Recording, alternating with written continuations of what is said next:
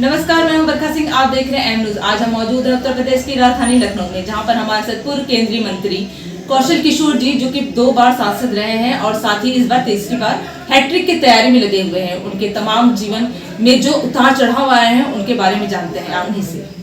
पहले तो हम किशोर जी आपका चैनल में स्वागत करती हूँ। कौशल जी, ये बताएगा कि पहले तो 3 राज्यों में जो जीत हासिल हुई है बीजेपी की, इतनी बड़ी जीत है, इस पर आपका क्या कहना है?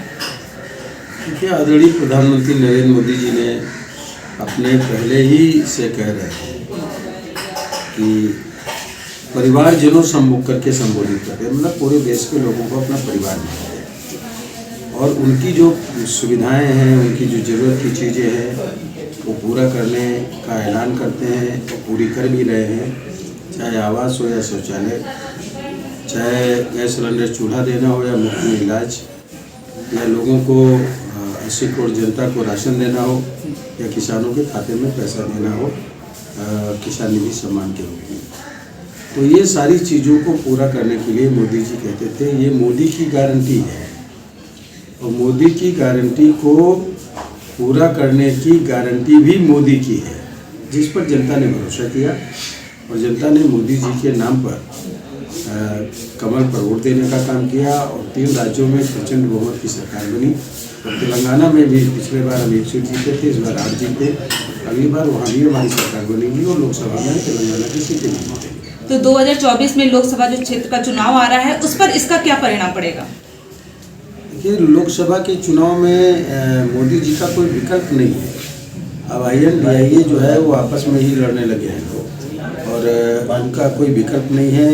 INDIA गठबंधन के लोग भी, उनको भी सुविधाएं मोदी जी देने का काम कर रहे हैं, उनको मिल रही हैं। तो उसमें से भी लोकसभा के चुनाव में बड़े पैमाने पे वो मोदी जी को मिलेगा। इस बार लोकसभा के चुनाव में भारतीय जनता पार्टी पूरे देश में कम से कम 350 सीट जीतेगी और NDA कुल मिलाकर के लगभग 400 से ज़्यादा सीटें जीत करके आने वाली है। इसलिए प्रचंड बहुमत की तीसरी बार मोदी जी की सरकार बनेगी। आप भी पूर्व कैबिनेट मंत्री रहे हैं और 2 बार सांसद भी, मतलब इसमें वर्तमान में भी हैं, तो इस बार हैट्रिक की जो तैयारी चल रही है आपकी, वो कैसे चल रही है? कि हम लोग लगातार जनता के बीच में रहते हैं, जनता का काम करते हैं, बगैर पूछे कहाँ से आए हो, कहाँ से नहीं आए हो, क्या काम है, ये पूछ लेते हैं लोगों से और वो अपने काम बताते रहते हैं। कोई भी प्रोटोकॉल का पालन जनता के लिए हम नहीं करते हैं। जनता सीधे हमसे मिलती है, क्योंकि मैंने बोला था ना, मेरा नंबर जिसकी जेब में कौशल उसकी जेब में, तो उसको निभाने का काम कर रहा हूँ। और पार्टी चुनाव लड़ाएगी तो निश्चित तरीके से तीसरी बार भी जनता, मुझे लगता है पिछले बार से भी ज़्यादा वोटों से जिताएगी। तो मतलब अब जनता जो है वो तो आपको बहुत पसंद करती है, आप जन दरबार भी लगाते हैं अपने आवास पर, तो लोगों की क्या प्रतिक्रिया अब आ रही है कि आपको क्या लग रहा है कि इस बार भी आपको जनता जीत हासिल करवा के ही रहेगी? मैं तो जनता के बीच में बैठ के जो करता हूँ, मैं उनसे पूछता हूँ कि चुनाव मुझे लड़ना है कि नहीं लड़ना है। तो जनता तो यही बोल रही कि नहीं लड़ना है, हम लोग लड़ाएंगे। जनता से पूछ के चुनाव लड़ रहा हूँ। पार्टी वो करेगी, लेकिन उसके पहले मैं जनता से भी मीटिंगों में, बैठकों में लोगों से पूछता हूँ कि मुझे लड़ना है कि नहीं लड़ना है, आप लोग फैसला करो। तो अभी तक के किसी ने इनकार नहीं किया और मैं समझ रहा हूँ कि अब तक के जो है 50,000 लोगों ने इस बात के लिए कहा नहीं कि चुनाव लड़ना, हम लोग काम करेंगे, मेहनत करेंगे, और आप नहीं लड़ोगे तो हम लोग मिलने किससे जाएंगे और आसानी से मिल नहीं पाएंगे। ये लोगों के अंदर एक भरोसा पैदा हुआ है, तो मैं जनता का अभिवादन भी करता हूँ और धन्यवाद भी देता हूँ। अब नशे के बचाव के लिए एक जन आंदोलन चला रहे हैं और ये आंदोलन जो है वो बहुत ही, मतलब आप बड़े स्तर पे चला रहे हैं, तो इसके पीछे क्या वजह रही है? देखिए, नशा देश के लोगों को बर्बाद कर रहा है। नई पीढ़ी के लाखों लोग, 20 लाख लोग हर साल मर रहे हैं। कैंसर से लगभग 14 लाख लोग मर रहे हैं। नशे से लोग मंद बुद्धि के होते चले जा रहे हैं, झगड़ा करते हैं घर में, दोस्तों से, मित्रों से, गलत काम में चले जाते हैं, अपराध की दुनिया में शामिल हो जाते हैं। मेरे बेटे की भी मौत नशे की वजह से हुई। इसलिए नशा मुक्त समाज आंदोलन एक आदरणीय प्रधानमंत्री नरेंद्र मोदी जी ने शुरू किया। उसी के समर्थन में हमने नशा मुक्त समाज आंदोलन अभियान कौशल का शुरू किया। अब तक 15 करोड़ से ज़्यादा लोगों ने नशा न करने का संकल्प किया है।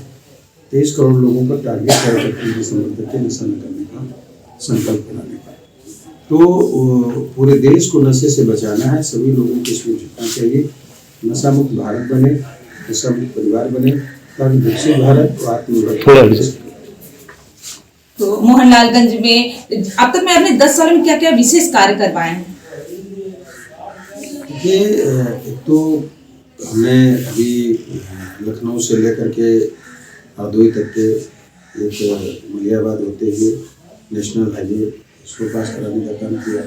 हमारे क्षेत्र में ऑलरेडी रक्षा मंत्री माननीय राजनाथ सिंह जी ने एक किसान पथ जो हमारी पूरी लोकसभा से आता है वो लगभग बन करके तैयार हो चुका है।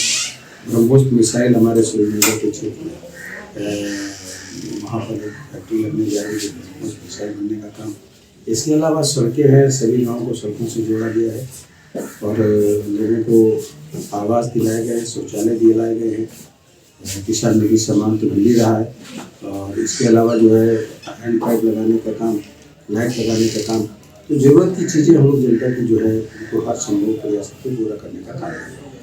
आज बस आखिरी मेरा एक सवाल है कि आप जब मोदी सरकार आई तो तब आप कैबिनेट मंत्री चुने गए थे और फिर उसके बाद जब दोबारा सरकार आई तो आप मतलब प्रधानमंत्री जी की जो खास मतलब पसंदीदा शख्स नहीं बन पाए, ऐसा क्यों?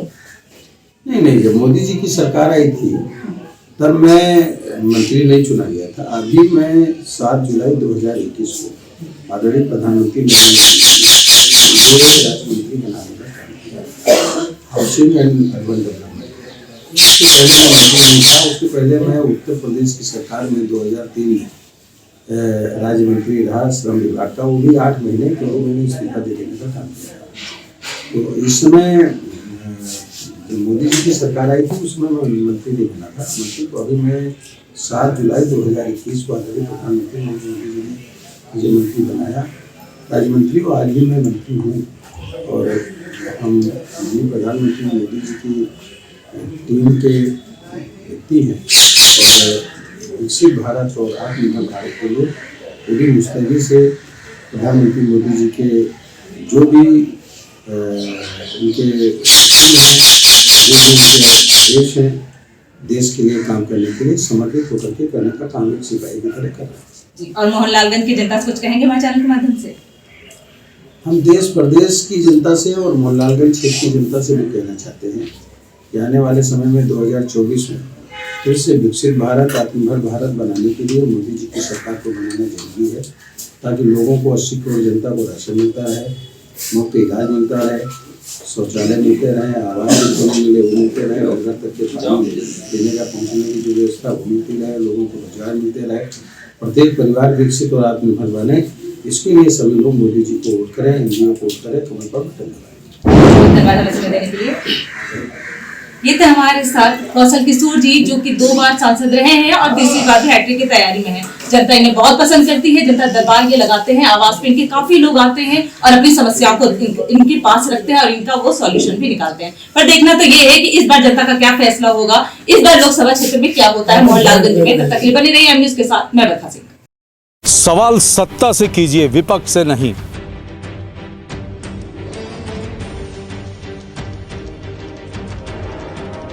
विपक्ष से सवाल करने वाले तो बहुत हैं, लेकिन सत्ता से सवाल करते हैं सिर्फ हम। इसलिए एम न्यूज़ के साथ जुड़िए और कीजिए सत्ता से सवाल।